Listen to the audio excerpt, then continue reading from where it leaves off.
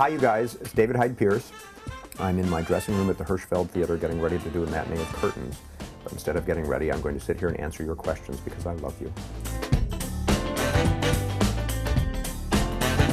Carrie, it depends on the day. A lot of times it's a time for appointments that I can't do during the week, like it's going to the doctor, or going to the doctor, going to the physical therapist, going to the doctor. It's hard doing a musical. But otherwise, maybe I'll just crash. Or one thing I do get to do, the few shows that actually have Monday night performances, that's the one night where I can go see my friends in a show. So if they have a special performance like an Actors Fund benefit, I'll go and do that, or a dress rehearsal. Yes, Eric, I do. In fact, now in New York, there's usually a couple of reruns of Frasier. It's like 12:31 in the morning. It's basically when I get home from the theater at night. So I'll get home, and if I flip on the TV and I happen to go past whatever the channel is, there'll be one. I'm always happy to see it. It's like seeing my old friends again. Depending on the episode, I may think, oh yeah, that one, and move on. Or I may think, oh, that one, and sit down and watch.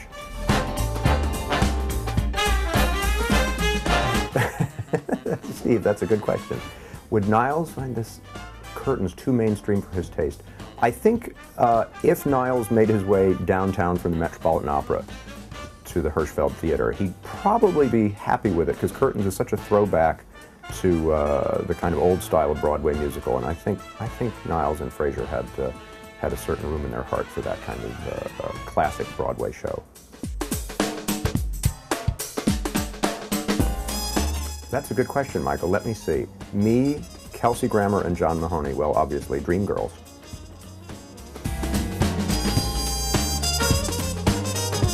Hey, Matt, I don't know if people look at me differently having won a Tony. Probably a lot of people don't even know that I won a Tony. But I feel differently. I feel great. It's a real honor. And in terms of where I keep it here in my dressing room, up on the shelf, right up there. I don't know if you guys can see it. I walked off stage. I was in shock. I was actually, like, so much adrenaline, whatever, I was shaking. I was in a stairwell because I didn't want anyone taking my picture, and I was leaning, trying to collect myself, shaking like a leaf, and I remember going, Rob Ashford. I forgot to thank the choreographer of Curtains.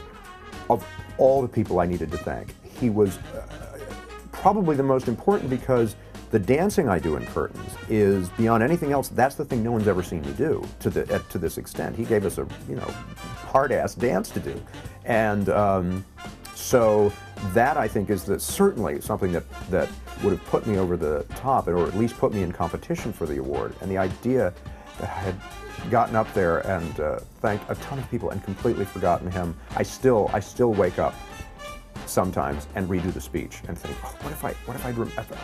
So that's my main memory, is forgetting to thank Rob. But Rob, thank you.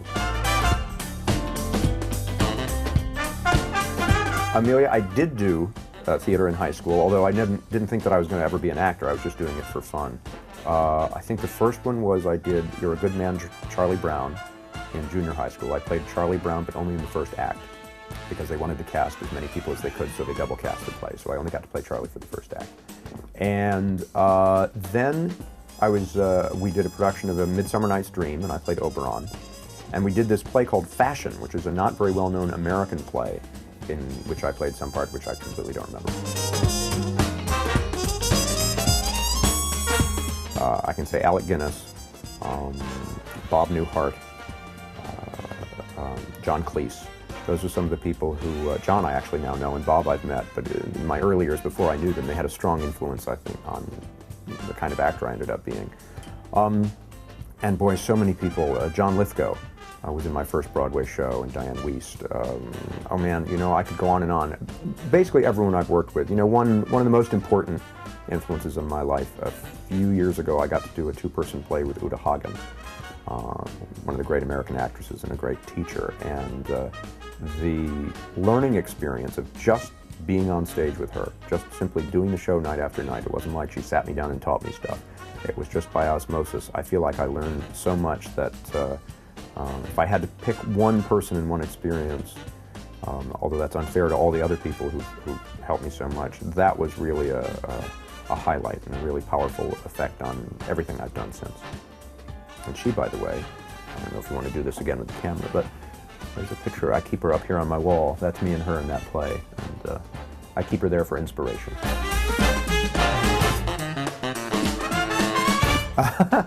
No, Eileen, that's not true, although I did work with Jodie early on in my career. One of the first movies, not the first movie I did, but one of the first movies I did was called Little Man Tate. And it's the first movie that Jodie actually directed, and I had a part in that. Another sort of thing that might have made it seem like she gave me my start, I met Jodie before I was in show business. We were both undergraduates at Yale together. So literally to say hello to, we were at different classes. So I saw her then and knew her then, but no, and then our paths diverged.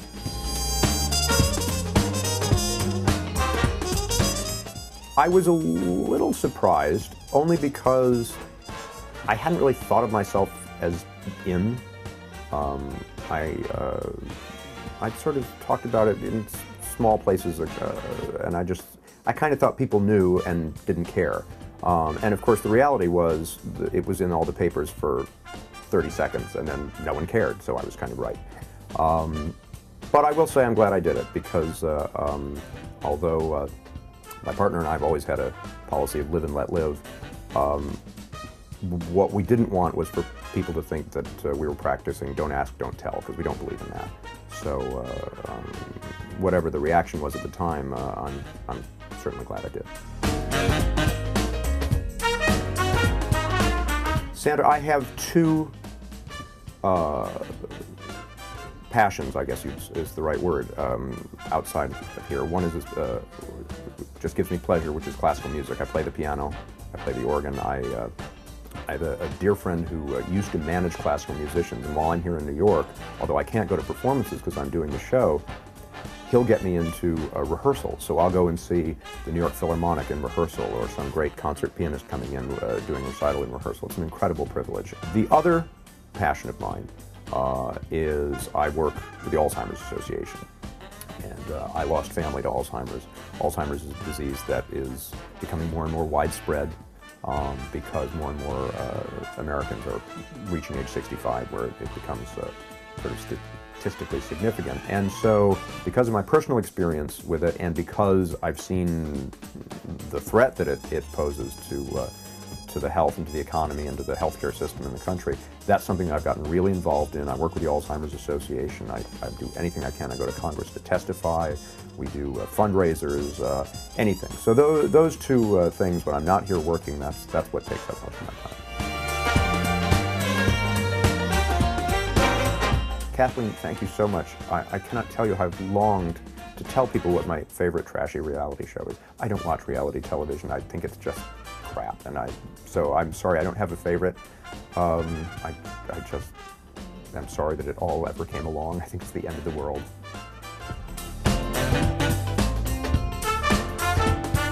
Probably the most influential piece of advice I ever got was from an actor named Edward Herman. And I was working at a summer theater. It was right after college, and I had just been accepted to a whole bunch of drama schools in London. And I was thinking of going. And he's the guy who said to me, before you spend any more time in school studying this, why don't you go to New York and find out if you even want to do this for a living? And I came to New York. This was in the fall of 1981. In the spring of 1982, through an audition with a casting director that Edward had set up for me. I did a general audition with her. I then got called in and read for this play Beyond Therapy, which turned out to be my first professional job, my first equity job, and my first Broadway show.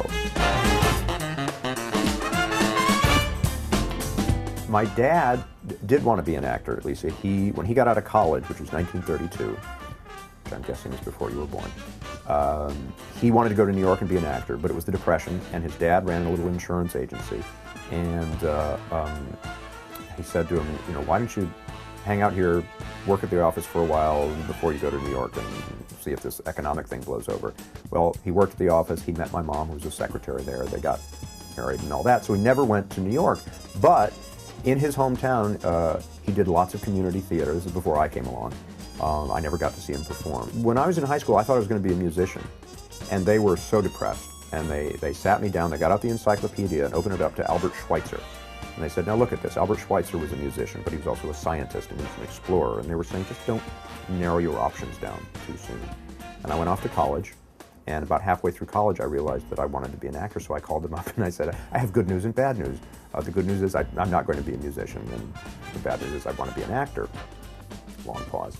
And then, opening night of Beyond Therapy on Broadway, they were in the house with all these celebrities in a Broadway show, seeing their son in a small part, but nonetheless on Broadway. And I think that's all it took. They were behind me 100% from then on.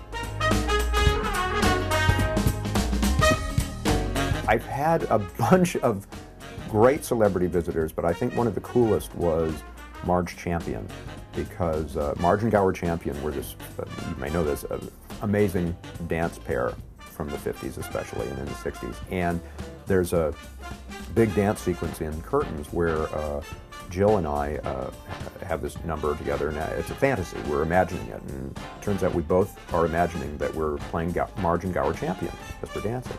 So to have Marge Champion actually come to the theater and see the show, knowing she was in the audience, that was thrilling.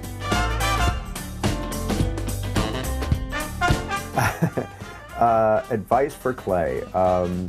Based on what I've heard about the audience reaction to Clay playing Robin, he doesn't need any advice from me. I hear they're going nuts over there, throwing crazy. They're throwing undergarments and things. I never got undergarments. Hank Azaria used to throw undergarments at me, but otherwise, you know, I never got anything. So he's doing just fine.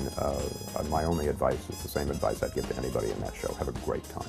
Thanks, you guys. Those are really good questions. I appreciate your taking the time to listen to the answers. Now, get the hell out of here. I got to get ready to do a show. Come see Curtains.